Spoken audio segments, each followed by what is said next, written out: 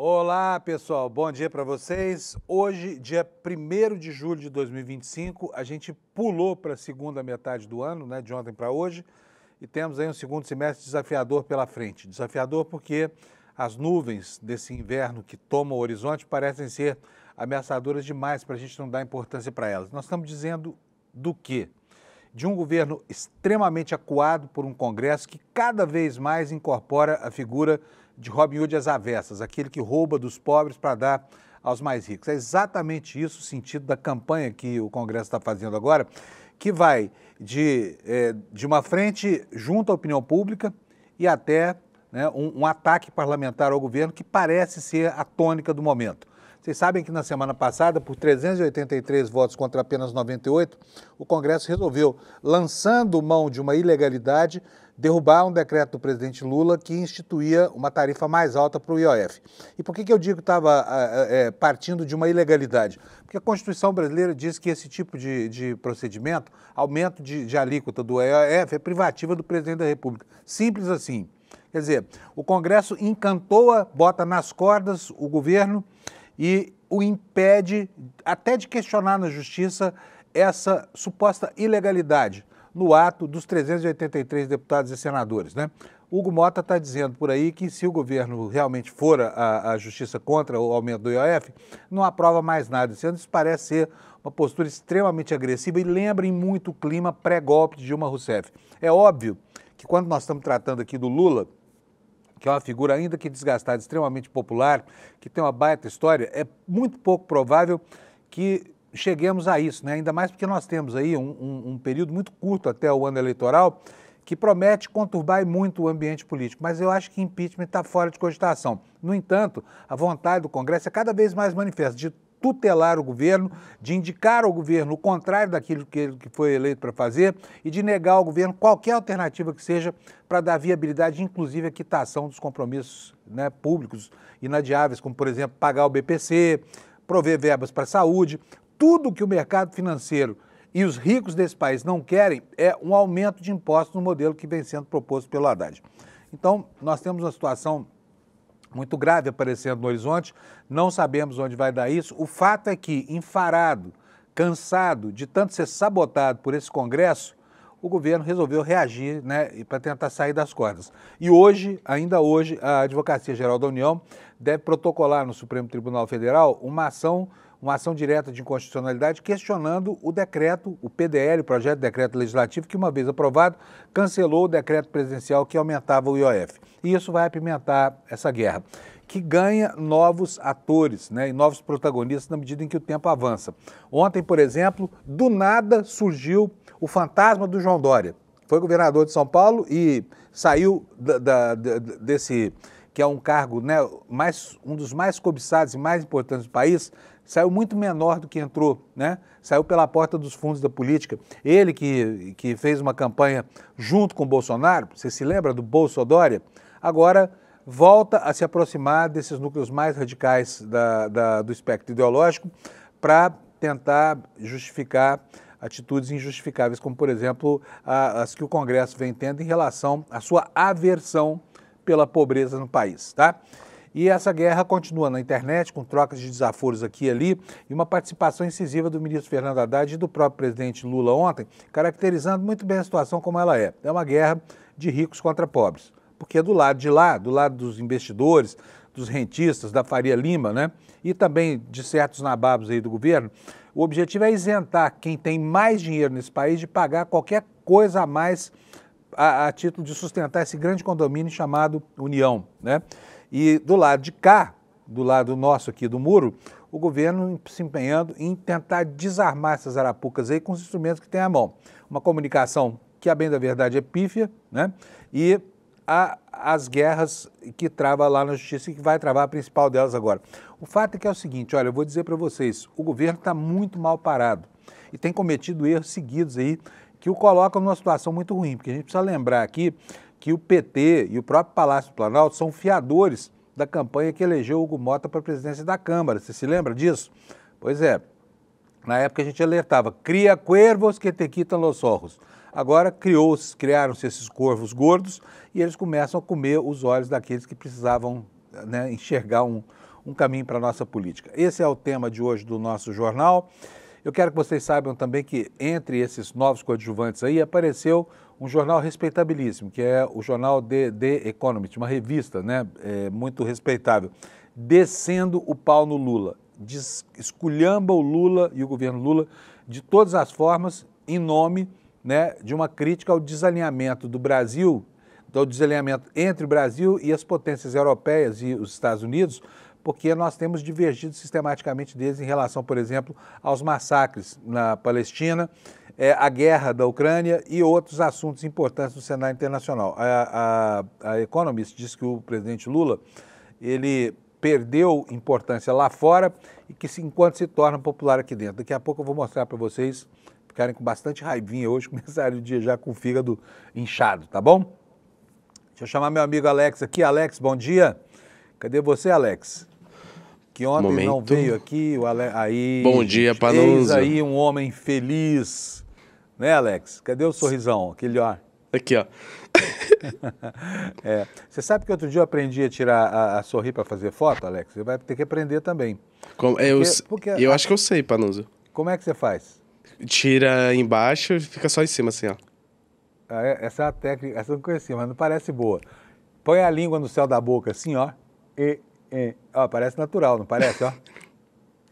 Então, sim. Fica assim.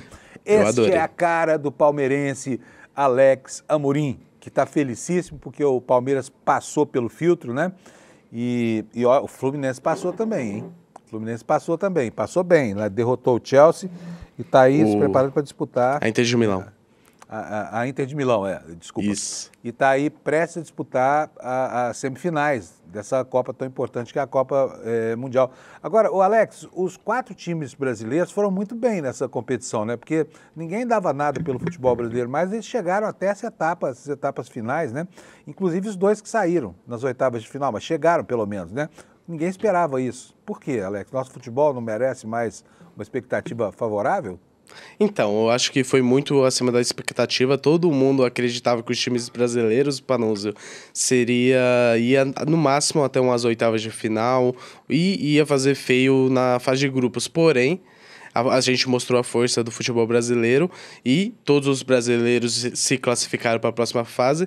Porém, apenas Palmeiras e Fluminense conseguiram ir para as quartas de finais. O Flamengo jogou bem contra o Bayern de Munique, foi um jogo de igual a igual, acabou 4-2. Porém, o Botafogo foi o único que ficou devendo nas oitavas. Eu creio que se tivesse entrado para jogar e ganhar, daria um jogo muito melhor contra o Palmeiras e poderia ter chance de classificação. Eu, como um bom, sem ser clubista, eu adorei o resultado. Palmeiras ganhou de 1-0 com o gol do Paulinho aos 100 minutos da prorrogação. E eu gritei muito, Panunzio. Eu imaginei. Então o Alex nem veio ontem, viu? Vocês repararam que ele não estava aqui ontem, né?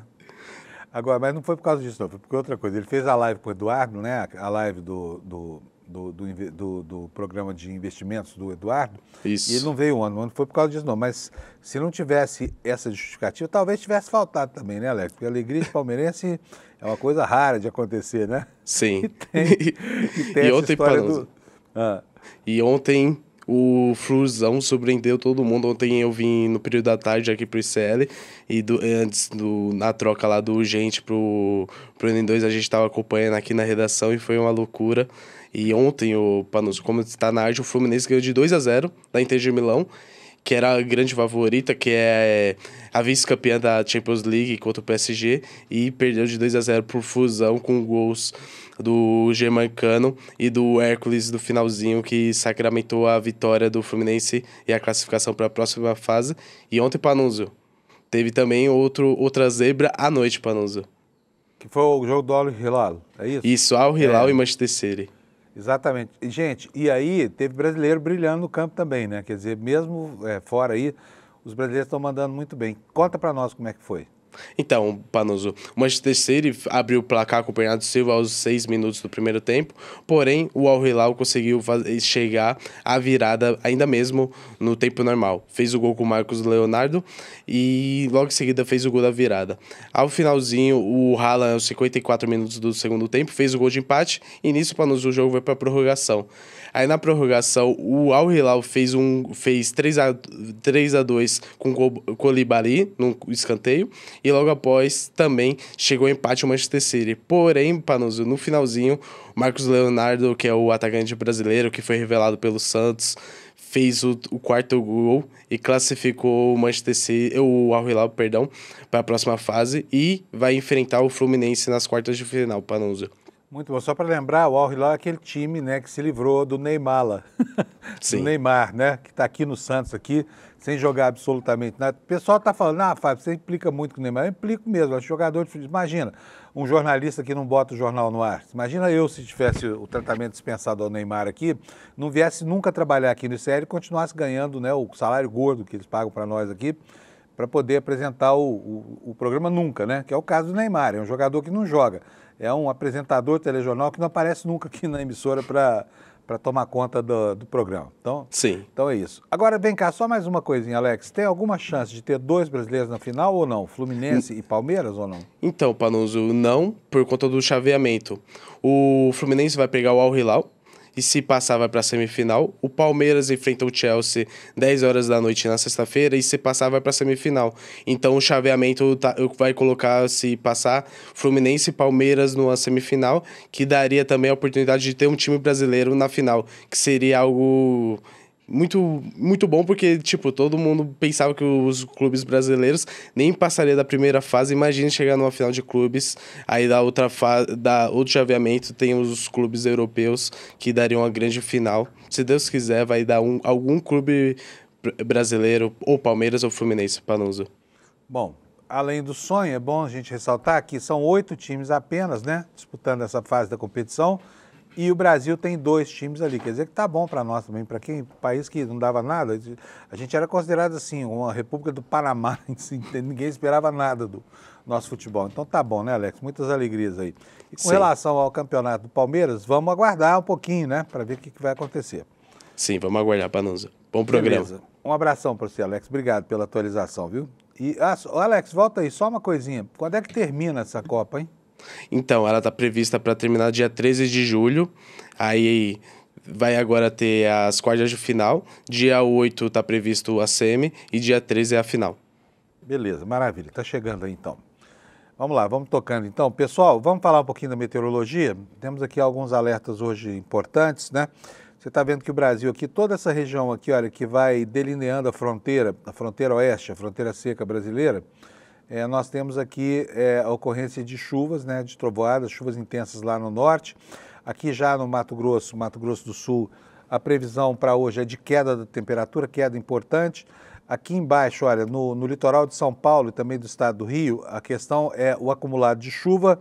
E no sulzinho é que a coisa fica bem feia mesmo, porque nós temos todo tipo de alerta aqui, olha, entre o Paraná e a fronteira sul do Rio Grande do Sul lá. O que são esses alertas aqui? Alerta de geada, porque a temperatura está muito baixa por lá, alerta de ventos fortes no litoral e alerta também, são mais 2 aqui, ó, tem um amarelinho e um alaranjado aqui. O alaranjado é onda de frio, o amarelinho é acumulado de chuva, tá? Não dá para ver aqui porque está um em cima do outro. Vamos ver então como é que ficam as temperaturas, para que a gente possa saber como é que vai ser aqui o dia nas regiões mais frias só, tá? Então vamos lá, olha. Porto Alegre, tempo nublado, 9 graus de máxima, 2 de mínima. Gauchada continua ainda com poncho. Florianópolis, a mínima vai a 7, a máxima só 13 graus, portanto é clima de litoral europeu no inverno, né? Muito frio. Em Curitiba, as temperaturas vão variar entre 9 graus de máxima e 6 graus de mínima. E aqui em São Paulo, 12 graus de mínima, 16 de máxima, temperatura com gradiente pequeno, não vai esquentar muito, tá? Lá no Rio de Janeiro vai ser um dia gostoso, começando com 14 graus, vai até 24. E aqui nas capitais do Centro-Oeste e também do Sudeste, temperaturas amenas aqui. Goiânia vai de 15 a 29, o que é muito frio para a população de lá. Brasília vai de 13 a 26 e, por fim, aqui Campo Grande, a temperatura vai de 15 até 25 graus Celsius, né? Porto Velho, eu preciso falar aqui, porque parece que é uma temperatura tranquila, mas para eles não é. Vai de 33 de máxima a 21 graus de mínima, né? Para nós aqui do sul do Brasil, isso é uma temperatura agradável. Para eles lá é bem frio, porque o calorão lá mata as pessoas, né? Gente, é isso aí. Vamos então começar a ver o nosso... Não, antes eu tenho duas notícias ainda da meteorologia para vocês. Primeiro, para quem mora em São Paulo, está aqui a previsão, baixa de temperatura de novo, né? Chuvinha leve, garoa, já estava acontecendo aqui quando eu vim hoje de manhã aqui para a produtora.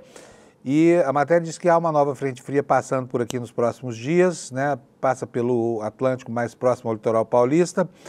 E de acordo com o INMET, essa terça deve ter nuvens durante o dia, períodos de chuva isolada e há previsões de pancadas entre a madrugada e amanhã de moderada intensidade. Alerta para regiões no centro-sul do estado, a partir de Bauru, porque lá deve haver chuva de entre 20 e 30 milímetros por hora, podendo chegar até 50 milímetros por dia e ventos de 40 a 60 quilômetros por hora, trazendo risco de destelhamento e outros problemas com os quais a gente já está super habituado, tá bom?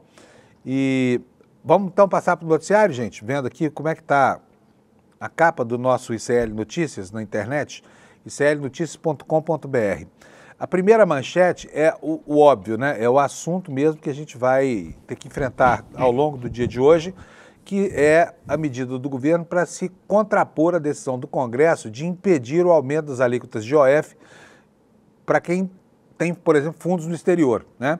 O governo hoje, então, vai entrar no STF com uma ação direta de inconstitucionalidade, questionando a legitimidade, a legalidade, a constitucionalidade do projeto de decreto legislativo que foi aprovado, anulando o decreto governamental. Por quê? Porque a Constituição fala que a atribuição de estabelecer tarifas não é do Congresso, é do governo federal. Agora, isso acabou gerando uma enorme confusão e coloca de um lado e de outro lado o governo e o Congresso. Há aí os cheiros todos de uma crise institucional. E como o assunto está escalando, é de se perguntar aqui aonde é que isso vai parar, porque por enquanto não existe nenhuma perspectiva de conversa entre Planalto e Congresso para parar as arestas aí, né? E, enfim, as pancadas recíprocas vão se intensificando, ao ponto de que todo mundo hoje percebe que há uma diferença gritante, e essa diferença é uma diferença que pode sim afetar a governabilidade brasileira. Por que que pode?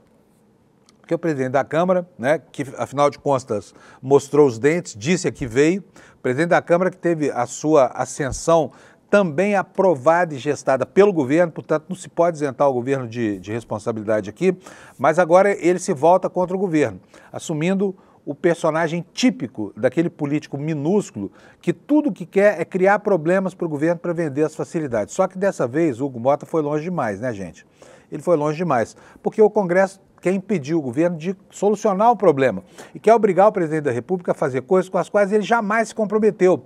O Lula foi eleito prometendo equidade social, prometendo incentivo aos programas sociais e agora o mercado e esse Congresso vendilhão querem que ele faça o contrário disso. Querem cortar o BPC, querem cortar o dinheiro da educação no Fundeb, querem cortar coisas que são essenciais para dar atendimento à parcela mais vulnerável da população brasileira. E obrigar o Lula a seguir uma plataforma com a qual ele não concorda desde o tempo da eleição, quer dizer, negando legitimidade àquilo que o presidente da República foi eleito para fazer, tá? Então nós vamos começar aqui olhando quais são as manchetes hoje aqui do nosso site. Primeiro de tudo, olha aqui, ó, governo entra hoje no Supremo para reajustar o IOF e evitar cortes na educação e na saúde. É uma atitude de defesa esse recurso à justiça que está sendo encarado como uma afronta. Uma afronta por quem? Por aquele que se excedeu no uso de uma ferramenta inconstitucional para tentar conter o governo. O que o Congresso quer, notadamente o Centrão, a direita e esse Hugo Mota, é exatamente inviabilizar qualquer tipo de perspectiva eleitoral para o ano que vem. E aí dane-se o país. Sabe? O país pode ficar numa situação muito ruim. Os pobres desse país podem ficar à míngua, né? Querer desvincular os benefícios da Previdência do salário mínimo também é outra jogada complicada. E aí o governo até que foi condescendente, porque o Lula aceitou estabelecer um teto de 2,5% de crescimento de crescimento real do salário mínimo, né? O que impacta, evidentemente, todas as despesas baseadas no salário mínimo, BPC, aposentadorias, pensões e tudo mais. Agora, imagine isso. Para que serve o condomínio chamado Estado brasileiro, né?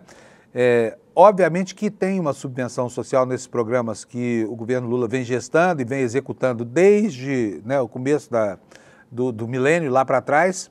E agora nós vivemos um momento crucial. Por quê? Porque a direita brasileira quer forçar o Lula a fazer aquilo que ele não foi eleito para fazer, tá? E aí a saída é isso. Dessa vez, finalmente, o governo não se acovardou e resolveu enfrentar o Congresso nesse arrobo de autonomia do Hugo Mota. Tá aí, por isso, a nossa manchete. Está aqui, o governo entra hoje no Supremo para reajustar o IOF e evitar cortes em educação e saúde. E eu vou abrir esta matéria aqui para a gente ler juntos, tá bom? A gente saber como é que está o clima. A matéria do Kleber Lourenço, que diz o seguinte: diante do acirramento da crise entre os poderes, o governo decidiu reagir. A Advocacia Geral da União vai acionar o Supremo nesta terça para questionar a decisão do Congresso Nacional que derrubou o decreto do IOF, o decreto do Haddad. Membros da AGU ouvidos pelo ICL Notícias confirmaram que a ação sustentará a inconstitucionalidade dessa medida legislativa numa tentativa de restabelecer o entendimento de que esse tipo de decreto se insere, sim, no escopo do poder regulamentar do Executivo. Como antecipado pelo portal, a equipe jurídica do governo já havia concluído que a manobra articulada por parlamentares viola a Constituição. Em um dos efeitos esperados com a derrubada do decreto, segundo integrantes parlamentares da base governista, era obrigar o Palácio do Planalto a adotar medidas impopulares, como cortes em áreas sensíveis, saúde, educação, por exemplo, transferindo ao governo o ônus político do ajuste fiscal. O deputado Rogério Corrêa, do PT de Minas Gerais, que preside a Comissão de Finanças e Tributação da Câmara, confirmou que o governo Lula decidiu judicializar a derrubada do decreto que elevava o IOF. Então nós temos aí o quadro da tempestade perfeita que vai se armar nessa relação entre governo e Congresso Nacional. Tira para mim a página, por favor, Alex. Isso, obrigado. E aí é o seguinte, nós temos aqui, ontem foi um dia de bate-boca público, né? A começar pelo ministro Haddad e pelo presidente Lula, que defenderam muito enfaticamente a posição do governo, como a gente vai ver agora. Eu queria que você começasse, Alex, por favor, com o VT Haddad imposto, tá? Nós temos 2 VTs aqui, é o primeiro deles. Vamos ver o que disse ontem o ministro Haddad sobre justiça fiscal e equidade do Brasil. Nós vamos fechar todas as brechas que são criadas por jabutis, que no Brasil o jabuti é órfão de pai e mãe. Ninguém assume a paternidade de um jabuti. Ele aparece numa lei, em geral, para favorecer um grande empresário. Em geral, é para favorecer um grande empresário. Para tirar esse jabuti do ordenamento jurídico, é um parto. E cada vez que a gente sequestra esse jabuti, tira ele da árvore e remove do ordenamento político, tem a grita do andar de cima de que aumenta imposto. Não, isso não aumenta imposto. Isso é ter um mínimo de respeito com o trabalhador que paga suas contas com o Estado em dia. Pois é, está muito certo o ministro Haddad, nisso que ele está colocando, tá? É exatamente isso. Para quem não sabe o que é jabuti, jabuti é uma proposta que aparece encartada num projeto de lei que o Congresso vota e aprova, que não tem nada a ver com o assunto proposto nesse projeto que está em votação. Diz que ele fala que ele, na verdade, esse jabuti, sempre que aparece para satisfazer algum lobby, né? Algum empresário grande está sendo beneficiado, e aí o Congresso é super generoso. Vamos ver o que disse o ministro Haddad também sobre a questão da justiça tributária, como eu falei, ao tentar fazer com que o país passe a cobrar de quem tem operações financeiras lá fora para subsidiar aqueles que não têm nada aqui dentro, né? Nem escola, nem comida, nem saúde. Roda o segundo para nós, o VT Haddad Imposto 2. Alex. Se não for para mudar o Brasil para melhor, gente, nós estamos lutando pela dignidade do trabalhador, que paga as suas contas, que nem escolhe pagar porque é descontado na fonte pelo empregador. Então nós vamos continuar fazendo justiça social. Pode gritar, pode falar, vai chegar o momento de debater, mas nós temos que fazer justiça no Brasil. Nós não podemos nos intimidar na busca de justiça. Esse país é a 10ª maior economia do mundo. Está sempre entre as 10 maiores. Sobretudo quando o presidente Lula lidera o país, está sempre entre as 10 maiores. Sempre. Agora, a gente não tem o direito de esquecer que nós estamos entre as 10 piores no que diz respeito à distribuição de renda. Que não deixa de ser um grande paradoxo, né? E aí assiste razão total ao ministro Haddad, né? O presidente Lula também falou bastante ontem, e aqui não dá, sinto muito, para concordar com ele, porque toda vez que o Lula fala do Galípolo, por exemplo, coloca o Galípolo numa galeria diferente, como se o Galípolo fosse feito de outra, constituído de outra matéria. Ontem ele voltou a falar do Galípolo, porque me parece, e parece, eu tenho certeza você também, paradoxal que o Banco Central tem uma política tão ortodoxa no momento em que os números da economia, que a gente vai ver daqui a pouco, são números muito bons, exceto um pouco de inflação, que também não é nada de outro mundo, tá? Não é nada assustador. Mas vamos ver o que disse o presidente Lula sobre a política de juros do Banco Central, aqui isentando o Galípolo das críticas que ele fazia antes ao Roberto Campos Neto. Roda, por favor, Alex. Nós queremos, sabe, fazer com que esse país se transforme num país justo. E ele começa a ser justo pela tributação. E depois ele continua a ser justo pela repartição. E é por isso que nós estamos fazendo o imposto de renda até R$5.000 de isenção. É por isso que a gente vai fazer que quem consome até 80 kW de energia não pague energia. E quem consome até 120 kW pague menos. É por isso que a gente vai fazer com que o gás chegue mais barato na casa das pessoas. E isso para melhorar a qualidade de vida das pessoas. Ninguém quer que as pessoas vivam a vida inteira de Bolsa Família. Ninguém quer. O que nós queremos é que a pessoa viva tranquilamente, às custas da sua capacidade profissional, às custas da sua capacidade produtiva. E o papel do Estado é fazer com que essas pessoas tenham a oportunidade de chegar lá. Pois é, tudo isso são posições diante dessa guerra, né, em que o Congresso se enfia numa trincheira para defender os mais ricos e o governo ataca o Congresso por isso, porque o governo tem feito a defesa dos mais pobres. E esse é o tom de todas as campanhas. O governo insiste nesse mote e lá do outro lado, daqui a pouquinho vocês vão ver, a direita também está envolvida nisso, porque ela não gosta da pecha de Robin Hood às avessas, né? Eles não gostam lá, não querem ser chamados disso. Mas, enfim, a obra é indelével, né? A gente pode enxergar as digitais do Congresso em todo assunto que diga respeito à defesa de lobbies. Só em incentivos fiscais do Brasil, consomem-se 800 bilhões de reais que vão quase todos para o bolso de empresários que vivem às custas de subvenções públicas, tá? Então, ninguém fala nisso, né? Também ninguém fala em tirar do Banco Central essa excessiva autonomia que faz com que os juros brasileiros sejam os maiores da história de todo esse século, tá? Que já tem 25 anos e meio corridos, num momento em que os indicadores brasileiros são indicadores bons, né? Eu vou já mostrar para vocês aqui quais são esses indicadores. Ontem saíram mais dois, que são muito alvissareiros. No entanto, o que o Banco Central enxerga lá na frente é sempre um cenário nebuloso. E a cada reunião do Copom, presidida antes pelo Campos Neto, agora pelo Galípolo, reafirma-se essa mesma catilinária que tira do Brasil 70 bilhões de reais a cada ponto percentual. Então vocês imaginam quanto é que custa a rolagem da dívida, né? Com essa situação toda aí criada pelo Congresso e Companhia Limitada. Gente, o Lula também falou ontem sobre a questão dos pobres do Brasil, explicando por que ele está fazendo um governo que se empenha, né, em atender a população mais vulnerável do país, ao contrário do que gostariam a direita e a Faria Lima, que querem que o governo continue assistindo só os banqueiros. Vamos ouvir o que disse o presidente Lula sobre isso. Eu gostaria que todo juro fosse zero, mas ainda não depende, sabe, da nossa política econômica, que não tem muito a ver com a taxação de juros. O Banco Central é independente, o Galípolo é um presidente muito sério, e eu tenho certeza que as coisas vão ser corrigidas, sabe, com o passar do tempo. Nós sabemos o que nós herdamos, e nós não queremos ficar chorando o que nós herdamos. Nós queremos mostrar o que vai vir pela frente. Pois é, está difícil mostrar porque a direita não deixa, né? E nesta guerra de versões declaradas, o Hugo Mota ontem fez mais um movimento. Ele se apoiou, eu vou falar o nome aqui, vou perguntar a você se lembra dele, porque anda tão sumido.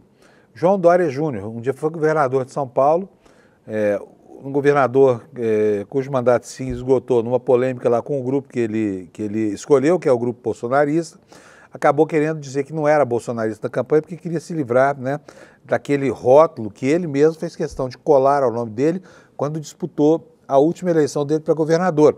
Inclusive, ele é o autor do bordão Bolsodória. Você se lembra disso? Pois é.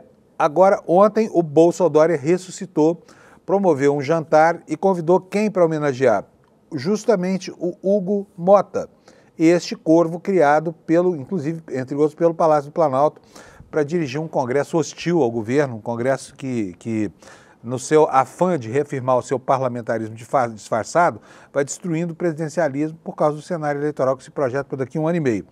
A próxima manchete que nós vamos ver, está no site do ICL, é essa aí, olha. Acusado nas redes de ser o inimigo do povo, Motta se reúne com 50 empresários na casa de Dória. Encontro ocorreu em meio ao avanço das críticas contra o Congresso, com uma percepção de conivência e alinhamento de interesses das elites econômicas. Vou ler aqui para vocês o texto da reportagem no site do ICL, um trechinho, depois você pode ir lá e ler o restante, tá? O presidente da Câmara dos Deputados, Hugo Motta, do Republicano, se reuniu nesta segunda-feira com 50 empresários em um jantar na casa do ex-governador de São Paulo, João Dória. É uma casa de 12 mil metros quadrados, no ponto mais nobre de São Paulo, gente. O encontro ocorre em meio ao avanço das críticas nas redes sociais contra o Congresso, uma percepção de conivência e alinhamento com o interesse das elites econômicas. A hashtag congressista inimigo do povo é uma das mais usadas nas plataformas digitais nos últimos dias. E diante disso, o encontro dessa segunda está sendo lido como uma demonstração da ligação entre empresários da Faria Lima, representados pelo João Dória, que é o presidente do LIDE hoje, que retirou na última semana passada, segundo cálculos dos deputados, cerca de 10 bilhões do governo federal, impedindo o avanço de programas sociais. O montante viria de alíquotas do IOF. Na verdade, não são 10, são 12 bilhões aqui, segundo o cálculo do próprio governo, né? Motta afirmou a interlocutores que o convite de Dória para o jantar foi feito antes do acirramento da crise entre ele e o governo. A informação sobre o encontro só foi divulgada inicialmente quando a Mônica Bergamo, da Folha de São Paulo, descobriu esse jantar aí. Nessa semana, o PT lançou uma peça publicitária nas redes, afirmando que é hora de rachar a conta Brasil de forma mais justa. Quem tem mais, paga mais. É a campanha do governo. Quem tem menos, paga menos. E quem é do povo, aprova essa ideia. Foi o mote da campanha do PT. Mas ontem, quem foi às redes sociais para se explicar? Ele mesmo, o corvo gordo, criado, entre outros, pelo Palácio do Planalto. Hugo Motta, tá? Vamos ver o que disse o Hugo Motta num quadro que ele faz regularmente, chamado lá, se eu não me engano, é Dê um Hugo, em referência ao nome dele, Hugo Motta, e ao nome do buscador, que é o Google, né? Mostra pra gente, Alex, por favor. Hoje temos um Google especial para falar sobre o IOF e muitas outras coisas que falaram aqui em Brasília nessa última semana. E essa história de que o Congresso não olha para o povo, hein? Fake ou real? Fake! Primeiro, quem alimenta o nós contra eles acaba governando contra todos. A Câmara dos Deputados, com 383 votos, de deputados de esquerda, de direita, decidiu derrubar um aumento de imposto sobre o IOF, um imposto que afeta toda a cadeia econômica. A polarização política no Brasil tem cansado muita gente e agora querem criar a polarização social. No mesmo dia em que derrubamos o aumento do IOF, aprovamos outras 3 medidas importantes para o nosso país. A primeira delas foi uma medida provisória que permite o investimento de 15 bilhões de reais em habitação no nosso país. Nessa mesma medida, incluímos a permissão para que o governo possa vender, leiloar, o excedente de petróleo, que ajudará o governo a arrecadar algo em torno de entre 15 e 20 bilhões de reais sem aumentar impostos. Aprovamos também o crédito consignado privado. Aprovamos um projeto de lei que garante a isenção do pagamento de imposto de renda para as pessoas que ganham até 2 salários mínimos. O governo diz que se sentiu traído e que foi pego de surpresa com a votação do IOF. Fake ou real? Fake! O capitão que vê o barco indo em direção ao iceberg e não avisa, não é leal, é cúmplice. E nós avisamos ao governo que essa matéria do IOF teria muita dificuldade de ser aprovada no parlamento. O presidente de qualquer poder não pode servir a um partido, ele tem que servir ao seu país. E sobre o pessoal que falou na imprensa que você morde e assopra? Real. Se uma ideia for ruim para o Brasil, eu vou morder. Mas se essa ideia for boa, eu vou assoprar para que ela possa se espalhar por todo o país. Ser de centro não é ter ausência de posição. Bravinho ele, né? Mostrando os dentes aí, mostrando as garras, né? Para, enfim, atacar um governo fragilizado por esse conluio da direita no parlamento que não se importa, inclusive, com o quadro de ingovernabilidade que está sendo criado no Brasil, né? Mas olha, o assunto está judicializado, vai ser judicializado, já está judicializado, porque na verdade o pessoal se antecipou ao governo e foi ao Supremo para tentar derrubar esse pacote do Hugo Mota. Mas hoje quem vai tomar o mesmo caminho é o governo federal, salvo se houver algum recuo de última hora, com a hipótese com a qual eu, pessoalmente, não acho que vai ser possível um recuo nesse sentido. Por quê? Porque nós estamos em pleno momento do escalar dessa briga, né? Mas quem ficou com a relatoria desse processo, adivinha quem foi? Ele mesmo, Xandão, Alexandre de Moraes, o ministro Alexandre de Moraes ficou com esse pepino na mão, porque o assunto foi sorteado para o ministro Gilmar Mendes, que disse que declinaria porque o outro ministro, que é o Alexandre de Moraes, estaria prevendo por causa de uma ação anterior tratando de um assunto conexo, tá? E daí nós temos essa manchete que você vai ver aqui na sua tela já. Moraes é designado relator de ação do Supremo contra a derrubada do IOF pelo governo. A análise da relatoria ocorreu após o ministro Gilmar Mendes, sorteado como relator da legenda, apontar uma possível conexão entre o pedido do PSOL contra a votação na Câmara a uma outra ação, como eu falei aqui. O ministro Alexandre de Moraes foi designado ontem relator da ação do PSOL. O partido entrou com uma ação direta de inconstitucionalidade na última sexta, solicitando que o projeto legislativo seja derrubado, né, em função das ilegalidades que contém.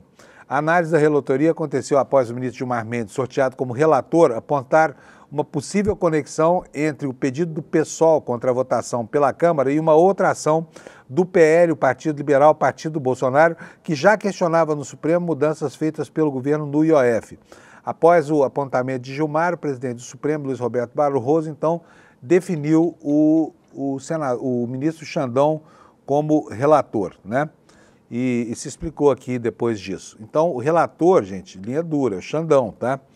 Vamos ver o que é que ele tem a dizer sobre isso, né? Líderes do governo, próxima manchete, reagem à fala de Sóstenes sobre dificultar a indenização de aposentados. Aqui é uma questão da crueldade desses caras que está sendo colocada publicamente e eles não gostam de se ver no espelho, né? Eles não gostam de se ver no espelho. Deputado Arlindo Quinalha e Alencar Santana rebatem as declarações de Sóstenes e acusam o PL de proteger os interesses dos mais ricos. Alex, corta aqui o áudio para mim, por favor. A declaração do deputado Sóstenes Cavalcante do PL de que o Congresso Nacional não irá liberar recursos para indenizar as vítimas de fraudes no INSS foi dada à Rádio Itatiaia, que acabou gerando um forte rechaço entre os parlamentares aliados ao governo. Segundo o deputado, o Congresso dificultará a liberação de recursos de indenização de vítimas de fraudes do INSS. A frase foi interpretada por deputados governistas como um gesto de insensibilidade para com as vítimas e mais um ataque às políticas sociais do governo Lula. O deputado Arlindo Quinalha, do PT de São Paulo, criticou duramente a postura do parlamentar do PL. Ele disse o seguinte: primeiro, quando o deputado alega não gastar, ele escolhe com quem não gastar. Invariavelmente é com os mais pobres, afirmou o Quinalha. Segundo, você nunca vai ouvir nem da imprensa, nem desse tipo de, digamos, oposição, que existe o chamado gasto tributário. Um dos melhores exemplos diz respeito ao juros de capital próprio, que o sujeito é ricaço, ele pega o dinheiro dele, coloca na empresa dele e depois recebe os juros para que aquilo se transforme no que é considerado um empréstimo. Segundo eles, são absurdos que se cometem, tá bom? Então é isso, gente, o clima está bem ruim, né? Mas bem ruim mesmo. E hoje nós vamos ter, provavelmente, um momento de culminância dessa crise, porque o governo está definido, ele vai sim atrás da revogação desse projeto de decreto legislativo, que é o que tudo indica, segundo 9 entre cada 10 juristas aí, que é efetivamente inconstitucional, tá bom? Por falar em justiça, vocês sabem que tem ao menos uma vaga lá no Superior Tribunal de Justiça aguardando nomeação. Havia duas, mas o presidente Lula designou 2 semanas atrás um desembargador do Piauí para essa vaga, que, no entanto, não obstante, ainda não foi sabatinado. Está lá no aguardo da confirmação para que ele possa finalmente iniciar o seu périplo aí.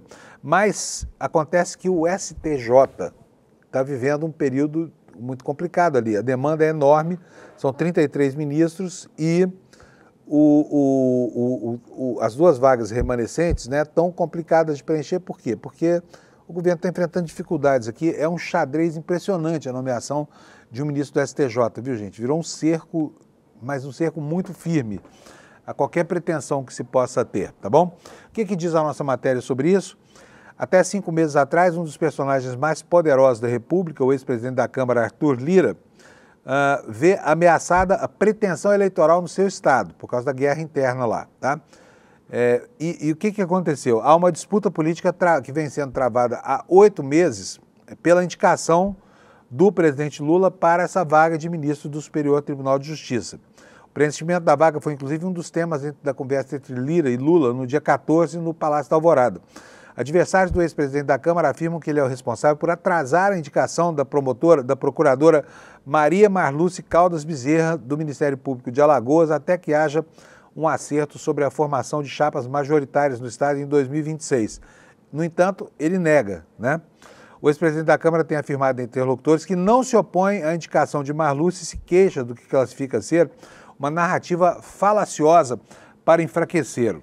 Lula tem a pretensão de disputar uma das vagas do Senado, mas a lógica desse tipo de eleição em estados do Nordeste exige uma composição política prévia para aumentar as chances de êxito. E, tradicionalmente, os candidatos favoritos contam com o apoio de clãs locais e, principalmente, de prefeitos que atuam como cabos eleitorais destinados a acabalar o maior número possível de votos nas suas bases, né? A matéria continua nos dizendo que o plano de Lira é concorrer ao Senado tendo como competidor apenas quem? Outro alagoano bom de briga, que é o senador Renan Calheiros, do MDB, adversário político de Lira, vai disputar a eleição, já confirmou que vai bater chapa, e com isso a vitória de ambos estaria mais ou menos precificada. Ocorre que recém-feitos entendimentos entre o clã dos Calheiros e o prefeito de Maceió, JHC, tem ameaçado esse plano. De acordo com políticos locais, há a possibilidade de JHC deixar o PL e, em vez de disputar o governo de Alagoas, como era previsto, se candidatar ao Senado, em dobradinha com Renan, criando, então, o obstáculo a Lira. Já pensou que sonho ver o Lira afastado do parlamento para sempre, por força da vontade do eleitor alagoano e também das dobradinhas que são feitas ali, né? Então, coisa complicada aqui, porque o tribunalzão lá, o STJ, continua, né, com essa vaga pendente aí, um pepino grande, já são acho que 11 meses de atraso dessa indicação e o problema continua existindo aí, né? Vamos dar sequência ao noticiário mostrando uma outra coisa muito ruim que aconteceu de ontem para hoje. Não sei se você já está informado disso, mas a revista The Economist, que é talvez o órgão mais respeitado para tratar de economia no mundo, fez uma matéria rufando o pau no Lula. Está aqui na sua capa aí, olha. Brazil's president is losing clout abroad and unpopular at home. O que ela fala? Que o presidente Lula está perdendo importância lá fora enquanto se torna popular aqui dentro. Eu fiz aqui a tradução da matéria para ler para vocês e está aqui. Só que eu vou usar alguns textos que eu já tinha selecionado aqui para a gente ter uma ideia melhor do que é, como é que a revista está alinhada a alguns interesses muito parecidos com os das elites brasileiras, né? Então tá aqui, olha, a capa tá aí para vocês e agora eu vou ler o detalhe que é isso aqui. Alguns trechos dessa reportagem para vocês terem uma ideia de qual é o ponto fulcral aqui, tá? São, de novo, discursos muito bem alinhados com os da direita brasileira. Sobre a questão com o Irã, o que fala The Economist? A amizade do Brasil com o Irã deve continuar nos dias 6 e 7 de julho, quando o BRICS, né, que é um grupo de 11 economias de mercado emergente, incluindo Brasil, China, Rússia e África do Sul, vai realizar a sua cúpula no Rio de Janeiro. O Irã, que se tornou membro dos BRICS em 2024, deve enviar uma delegação. Ele chama de clube, tá? Esse clube, chama de clube, o nosso bloco aqui do Mercosul e o bloco dos BRICS também. Esse clube, chamado BRICS, é atualmente presidido pelo presidente do Brasil, Lula. Originalmente, ser um membro ofereceu ao Brasil uma plataforma para exercer a sua influência global. Agora, no entanto, faz o Brasil parecer cada vez mais hostil ao Ocidente. E abre aspas aqui. Quanto mais a China transforma o BRICS em um instrumento de sua política externa e quanto mais a Rússia usa os BRICS em um instrumento da sua política externa e para legitimar a guerra na Ucrânia, mais difícil vai ser para o Brasil continuar dizendo que não é alinhado, diz o professor Matias Spector, da Fundação Getúlio Vargas. Né? Esse é um dos trechos em que a publicação inglesa traz aqui o cerne dos seus argumentos. Né? E uma das coisas que citam aqui, como se fosse uma loucura do presidente Lula, é a tentativa de substituir o dólar por moedas regionais para a consecução de acordos internacionais de trocas comerciais, tá? Então, eles implicam bastante com isso aí, como se o Trump tivesse dado uma ordem e a gente tivesse que acatar aqui. Vamos para o próximo trecho dessa matéria? Diz aqui a The Economist, o papel do Brasil no centro de um BRICS expandido e dominado por um regime mais autoritário faz parte da política externa cada vez mais incoerente de Lula. Ele não fez nenhum esforço para estreitar os laços com os Estados Unidos desde que Trump assumiu o cargo em janeiro. Né? Aqui a Economist não fala o motivo dessa, digamos assim, desse distanciamento. Não há registro de que os dois tenham se encontrado pessoalmente, tornando o Brasil a maior economia cujo líder não apertou a mão do presidente americano. Em vez disso, Lula corteja a China. Ele se encontrou com Xi Jinping, o presidente da China, 2 vezes no ano passado. Quero lembrar para vocês aqui que a crítica aqui, tudo bem, a revista tem o direito de criticar quem ela quiser, de colocar o seu ponto de vista, mas eu quero lembrar que no passado, no governo Bolsonaro, né, esse problema foi ainda maior, tá? Foi ainda maior, tá? Por quê? Porque o Lula, o Bolsonaro, se negou a reconhecer a vitória do adversário de Trump, a vitória do Biden lá. Você se lembra? O Brasil foi o último país do mundo a reconhecer a vitória do Biden. E aí segue aqui o texto da The Economist. O Trump critica abertamente outros líderes que são muito mais amigáveis com ele do que Lula. No entanto, ele não disse quase nada sobre o Brasil desde que assumiu o cargo em janeiro. E aqui eu abro um parênteses para fazer um comentário. Né? A extrema-direita brasileira continua esperando, como ficava lá, né, no tempo da pandemia, 72 horas que não terminavam nunca, uma ação incisiva do Trump contra o ministro Alexandre de Moraes, que não aconteceu ainda, simplesmente não aconteceu, né? E aí diz aqui o texto da The Economist, em parte isso pode ser porque o Brasil se beneficia de algo que nenhuma outra grande economia emergente possui, que é um déficit comercial com os Estados Unidos que chega a 30 bilhões de bens e serviços por ano. O que a revista está dizendo aqui? Que o Brasil compra mais dos Estados Unidos do que vende, tem 30 bilhões por ano, numa relação lucrativa para o Trump. Então essa situação justificaria o silêncio do Trump em relação ao Brasil. Aí a matéria continua. Mas seu silêncio também pode ser porque o Brasil, relativamente distante e geopoliticamente inerte, simplesmente não importa tanto quanto se trata de questões da guerra da Ucrânia e também das questões do Oriente Médio.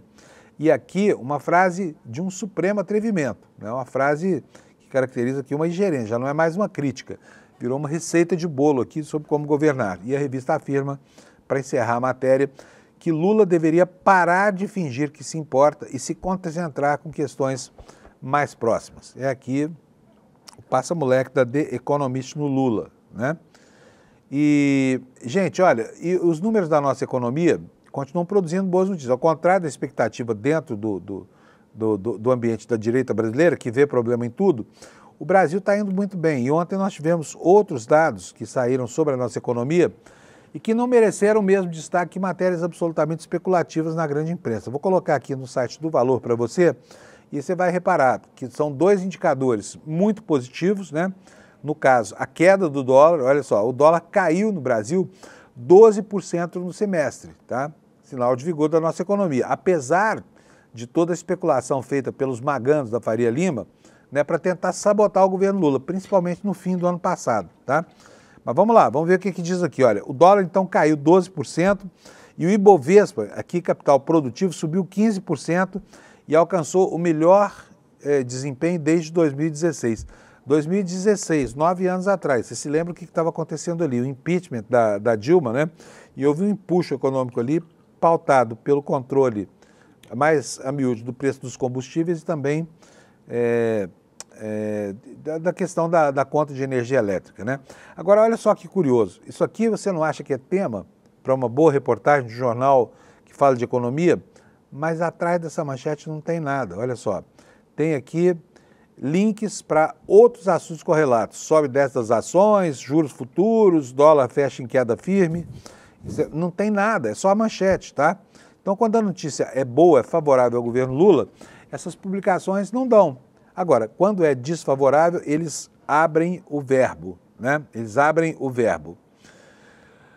Bom, já falei do jantar do Hugo Mota, quero falar aqui dos inimigos do governo. O governo tem tratado a pão de ló, né? O agronegócio brasileiro, por exemplo, é um segmento que o tempo todo conspira contra o governo Lula. Mas o governo Lula trata muito bem essa galera, tá? Nós vamos ver aí, por exemplo, que o Plano Safra, né, que é o principal insumo creditício da agricultura e da pecuária brasileira, foi aumentado em 8 bilhões de reais para chegar a um valor de 516 bilhões que serão dados como financiamento com juros muito em conta à agricultura empresarial, tá? E aqui o intertítulo avisa, são 8 bilhões a mais se comparado ao volume de recursos disponibilizados na temporada passada. Ou seja, está crescendo. Mas esses mesmos que defendem lá, a bancada ruralista, que defendem o crescimento dos subsídios para a agricultura, acham que o SUS não tem que atender doente. Acham que o BPC, corrigir o BPC pela inflação mais a correção real do salário mínimo, é algo inexequível num país do tamanho do Brasil, tá? E o Plano Safra vai muito bem, obrigado. Enquanto isso, o governo enchendo as burras dos fazendeiros, gerando aqui manchetes como essa que a gente vê aqui, olha, Plano Safra de 2025-2026 terá 516,2 bi para a agricultura empresarial. O Plano Safra terá esse montante que eu falei em recursos disponíveis para financiamento de médios e grandes produtores. O valor é 1,5% maior do que o ofertado na safra anterior, que foi 508,6 bilhões. Foi um grande esforço pelo governo, com deliberação do presidente Lula, para que se ampliasse em 8 bilhões os recursos ante o ano passado, diante do cenário desafiador, disse o ministro Carlos Fávaro, ministro da Agricultura. Aí eu pergunto para vocês, esses caras que, entre o setor rural brasileiro, tão beneficiado pelo governo, continua entoando a catilinária, né, da necessidade de um respeito pelos limites fiscais estritos, de um limite estrito, né? E dizendo que o governo não pode conviver nem com a perspectiva, nem com a sombra de algo que seja a inflação um pouco acima do centro da meta, tá? Mas, na hora de pegar o dinheiro do governo, eles são pródigos em pegar o dinheiro do governo e usam esses subsídios como se não fosse com eles. Na hora de cortar subsídios, né, e olha, só a agricultura brasileira é um caminhão de dinheiro, acho que são 60 bilhões de reais nesses subsídios, não tenho certeza desse dado, mas eu vou procurar e amanhã, se não for isso, eu corrijo para você, tá? Bom, no campo da economia é isso, nós temos mais um pouquinho que falar aqui dos processos que correm lá contra o Bolsonaro, e há ali também na Suprema Corte uma investida dos advogados de Bolsonaro para tentar fazer com que a delação premiada do Mauro Cid seja anulada, né? Não para que ele perca os privilégios, mas visando a anulação. Por quê? Porque aí cria-se um argumento a favor da desqualificação dessas provas, embora o Supremo Tribunal Federal tenha jurisprudência firmada dando conta de que, em caso de decadência do acordo de delação premiada, as informações ali amealhadas, que são meios de prova, são preservados. Então não adianta nada, mas é que isso cria um precedente e cria também uma narrativa, né? Uma narrativa muito complicada de enfrentar. Mas está aí o ministro Alexandre de Moraes dizendo que não vai aceitar tumulto processual em ações sobre golpe e negando um pedido do Bolsonaro. O que quer dizer isso? O que quer dizer isso? O que é tumulto processual? É tudo em torno daquelas contas no Instagram que foram reveladas pelos advogados do ex-presidente Bolsonaro, né, e que foram soltas lá no meio da edição da semana passada da revista Veja, como se fosse um grande furo de reportagem. Normalmente é o acolhimento de um argumento de advogado. Mas eu vou ler para vocês aqui o que diz a matéria do Valor, porque a gente está bem pertinho do fim do nosso programa já e vai faltar tempo para isso. A matéria diz o seguinte: o ministro Xandão rejeitou os pedidos da defesa do presidente Bolsonaro para que a PGR se manifeste sobre os relatórios do Google e da Meta sobre uma conta de Instagram que teria sido usada pelo Mauro Cid para se comunicar com outras pessoas sobre assuntos da delação que pode gerar aqui o inadimplemento, né? Pode gerar aqui a cassação dos benefícios do réu, delator. Por quê? Porque ele é obrigado a permanecer em silêncio e isso não aconteceu. Na sexta-feira, 27, Moraes deu um prazo de 15 dias para que fossem apresentadas as alegações finais da PGR. Depois da PGR, Mauro Cid, que fechou acordo de delação com a Polícia Federal, também terá 15 dias para se manifestar. Só que isso não pode afetar o andamento do processo. É um efeito que o ministro Alexandre de Moraes está chamando de bagunça processual ou coisa parecida. Na verdade, é apenas algo que de fato ocorreu, né? Enfim, mas que não tem, pelo menos em tese, o sentido de acabar com a delação premiada no que tange a produção de provas, tá bom? O que diz aqui? A Polícia Federal terá que ouvir de novo Mauro Cid, ele terá 15 dias para dar suas alegações finais. O núcleo, segundo a denúncia, seria responsável por liderar, esse é o núcleo 1, né? Por liderar a tentativa de golpe. Na decisão desta segunda, Moraes disse que não irá admitir tumulto processual para atrasar o andamento do processo. Disse o seguinte: conforme já ressaltado inúmeras vezes, não será admitido tumulto processual e pedidos que pretendem procrastinar o processo. O curso da ação penal seguirá normalmente e a Corte vai analisar as questões trazidas no momento adequado. No pedido feito nesta segunda-feira, a defesa de Bolsonaro afirmou que os relatórios da Meta e do Google demonstrariam que Cid usou o perfil no Instagram para tratar da delação com pessoas próximas, a despeito de decisões que proíbem o militar de utilizar redes sociais e de falar com acordo de colaboração. Cid nega que tenha usado a conta para falar da delação, tratou o assunto em depoimentos mais recentes da Polícia Federal. A apresentação da alegação final é a última fase do processo antes do julgamento pelo ministro Alexandre de Moraes. E a gente está vendo o desespero que a chegada dessa fase gera, né, gente? Por quê? Porque o Bolsonaro está aí, as turras, fazendo uma campanha nacional pela anistia, esqueceu até dos bagrinhos, agora fala da anistia mesmo que contemple a ele, né? Como a gente viu que aconteceu no domingo aqui em São Paulo, tá bom? O que mais que nós temos aqui hoje? Nós temos aqui um escândalo, eu quero que você leia isso no site do UOL, porque não vai dar tempo de ler por aqui para vocês a matéria inteira, eu vou ler apenas o lead, que é o comecinho, né? Com a síntese das informações. Gente, um juiz brasileiro deveria ganhar no máximo a mesma coisa que o ministro do Supremo, R$44 mil hoje, mais ou menos. Mas não é o que acontece. E o UOL fez um levantamento e descobriu que o rendimento médio, nós estamos falando de média, tá? É de R$65 mil líquidos. O cara devia ganhar 44 brutos, ganha 65 mil líquidos, né? Por que o UOL está dizendo isso? Vou mostrar a fonte original para vocês da notícia, tá? É esta publicação aqui do movimento Pessoas à Frente. Ela mostra aqui num gráfico muito preocupante o quanto subiram nos últimos meses, né, a partir de 2022, as remunerações dos juízes brasileiros. Essa linha vermelha que você está vendo aí, elas dispararam, né? E o que aconteceu? Olha, somente entre 23 e 24 houve um aumento de quase 22% no rendimento líquido dos magistrados, que passaram no campo da verdade, tá? Porque no campo da ficção é a letra morta da Constituição que fala que o salário de um juiz não pode ser maior do que o do ministro do Supremo. Mas vamos lá. Os rendimentos passaram de 45.050, já acima do teto na média, para 54.941,80. O crescimento se manteve contínuo nos primeiros meses de 2025 e chegou a um valor máximo em fevereiro passado, quando alcançou a média incrível de líquidos R$ 66.431,76. Se você quiser ler essa matéria na fonte original, o site é Movimento Pessoas à Frente, tá? movimentopessoasafrente.org.br, tá bom? Estamos terminando por aqui. Antes de ir embora, só quero lembrar para vocês aqui do nosso marketing de hoje. Nós temos aqui, como eu falei ontem, né, ainda no ar o replay da aula do Eduardo Moreira sobre investimentos, como investir em meio à situação de muita fragilidade, né, dos principais indicadores.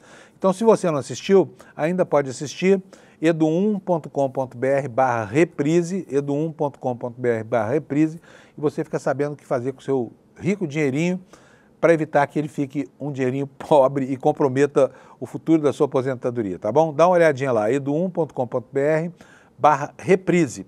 Quero desejar para você uma ótima terça-feira, atenção aos fatos, e amanhã, quarta, 7 da manhã, a gente está aqui de novo para saber o que foi que aconteceu no planeta.